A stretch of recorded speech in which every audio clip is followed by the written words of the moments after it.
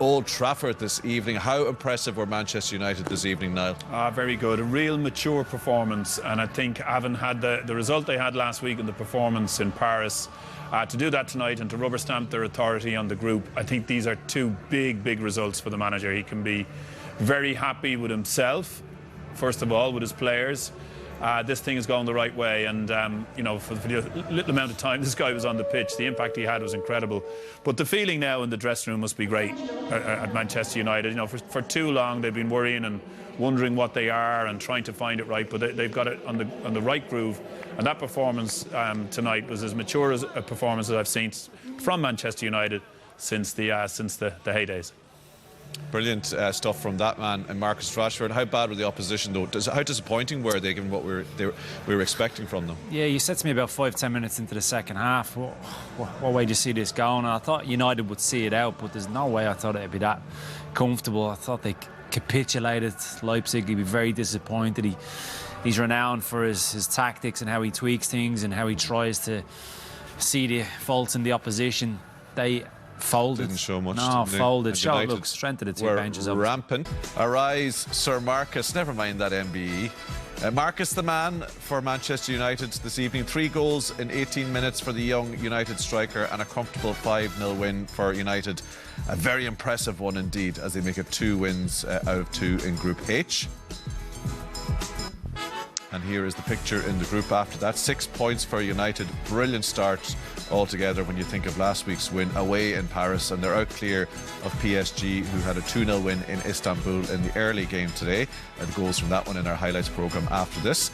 United off to Istanbul next Wednesday, and Leipzig will host PSG. Before we get into the action, lads, just to reflect on Marcus Rashford. And funny, there's a big push in the UK about getting him nominated for the Sports Personality of the Year award, but the terms of that, apparently it has to be for sporting endeavour, and his stuff has been largely the off the field with the free meals situation. His sporting endeavour came on a hell of a lot tonight, didn't it? It was fantastic. It was just excellent, everything he did when he came on. I mean, he's just so fast, does things with such pace and panache, and he's now, you know, when he lines up a chance now, he looks so clinical just at the moment of execution. He almost knows he's going to score. He's on a high.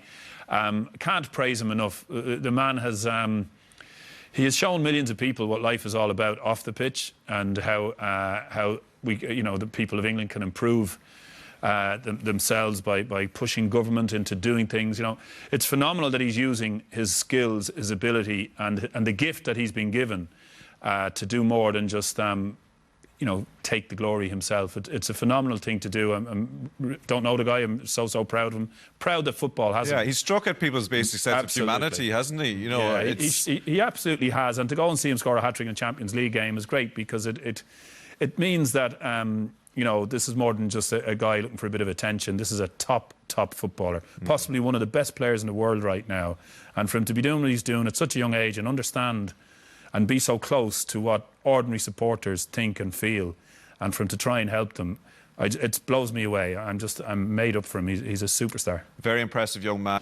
He's off to put some Tory MPs in their box now on Twitter. Such an impressive young man. By the way, charitable indeed. He gave Martial the penalty like there's no end to it. Just talk about, he referenced there the changes that himself and Fernandes were asked to go on. Now, United were in a winning position, but my God, did they drive it home? Oh, they absolutely did. And this is what they have, I suppose, now in terms of a squad. Had to ring a few changes just to freshen things up. It was a professional performance in the first half. Different scenario when Fernandes and Rashford come into the equation. McTominay as well gave more legs in midfield, but those two in particular, in terms of how they linked up, in the first few minutes, Fernandes was the one really for me who instigated. He was the catalyst in terms of bringing spark to their play and trying to find passes. Rolled reversed here, Rashford did a little ball. I think Pogba can do a little bit more to get on the end of this.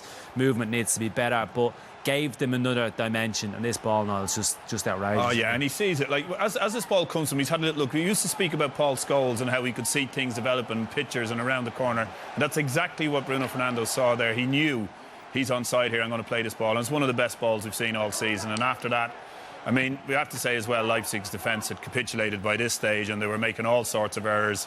They were down and out, but that was perfect breeding ground for him to go and get more goals. And it was a real punishment.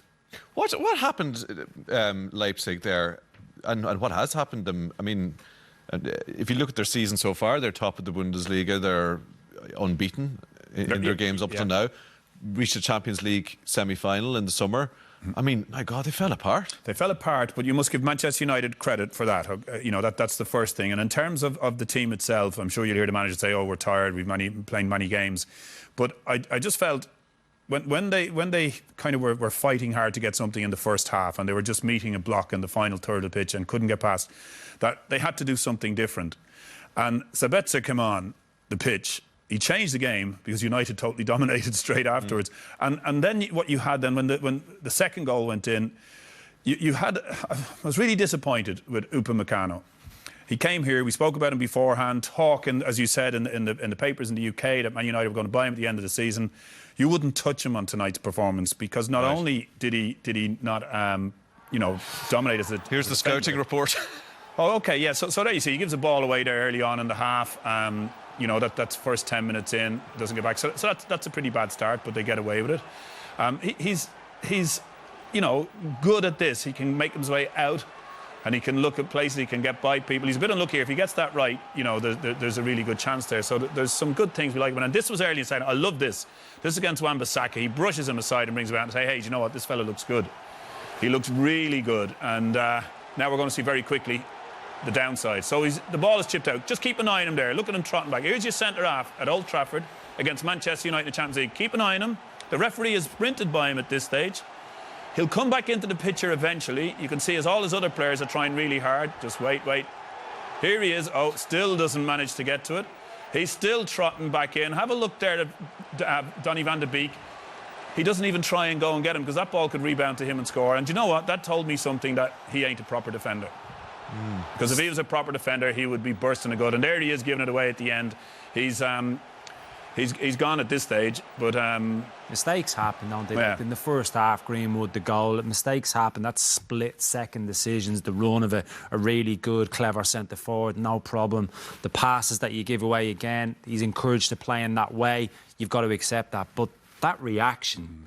That is shocking, and that's a red flag to anybody watching him. That's seeing after 50 minutes. You're not talking 88th minute where he's been full at it the whole game. 50th minute to slump like that, the stage of the game it was, and no reaction, no defensive instincts to get back in and help your teammates. So it's not a case that he's been told you're allowed to come straight forward the ball, and if you lose it, you can dander back. If that was the case, we'd still be playing because you can get back when you want. It's just not acceptable. I would be amazed if Nagelsmann finds it acceptable. If a manager tells you to do that, there's something wrong with the manager's thinking. I do want to just, while we have time, a lot of interest before the game as to how Donny van de Beek would get on, and a lot of talk before the game as to why he wasn't getting a look in for United.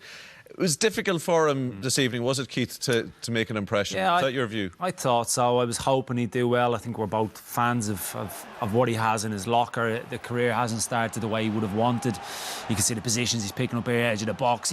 He's always kind of on the periphery, and anybody that hasn't seen the game tonight, United weren't vintage in the first half. They weren't dominating possession. They weren't stroking it around, and him being able to, really get involved to the levels that maybe we've seen with him with Ajax and the Dutch national team maybe, but neat and tidy whenever he was involved, worked very, very hard with that flat three behind it with Matic, Fred and Pogba either side, and then he was dropping in. But look, I think it's a decent performance, but the issue that he's got is the fellas Fernandes that came on. Do you know what might help him if he gets in a team with Bruno? Yeah. That there'll be something livelier happening and he can gamble a little bit more, because it didn't happen for him, and I felt for him. He tried really hard. Very quickly, lads, what has changed since the 6-1 against Tottenham? Clean sheets, Tommy. Clean sheets. Defensive organisation of the team, regardless of what system they've played, whether it's been a back four, back five, whatever's happening in front of that. There's been a togetherness, a compactness of the team, where there's a pride in trying to stop the opposition. They're not wide open. They're difficult to play through. and you can see what they've got. They're clinical in it. And I'm looking at development of players there all the time. I look at Wan-Bissaka and I think, now there's a proper defender. He's starting to look so much better now. Maguire, in fairness to him, now they weren't really tested tonight. Poulsen up front had an absolute shocker for RB, because every time the ball came up to him, it bounced off him. They didn't even have to tackle him. But they're finding their way, as Man United players should find their way, playing for a top club like that at the back. They're beginning to take pride in the last few matches. You can see that. But the event, I'll call it, never mind the result in Paris, was huge. That really, you can imagine, that pours energy into a dressing room, and they're building on it. Surely favourites to win it now. Maybe. Marcus Rashford, only the second Man United substitute after, guess who? The super sub, yes, Ole Gunnar Solskjaer, to score a hat-trick